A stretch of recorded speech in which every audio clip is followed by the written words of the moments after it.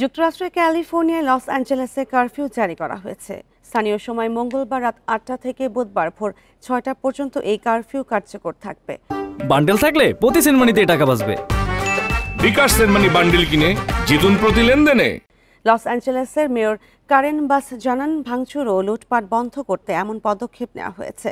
অবৈধ অভিবাসীর বিরুদ্ধে অভিযানের প্রতিবাদে বিক্ষোভকে শান্তি ও জনশৃঙ্খলার ওপর আক্রমণ বলে মন্তব্য করেছেন ডোনাল্ড ট্রাম্প।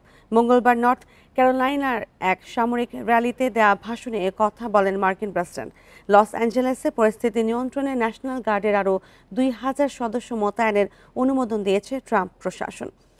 অনিবন্ধিত অভিবাসীদের বিরুদ্ধে ট্রাম্প প্রশাসনের অভিযানের প্রতিবাদে ক্যালিফোর্নিয়া লস অ্যাঞ্জেলেসে টানা ৫ম দিনের মতো বিক্ষোভ চলছে।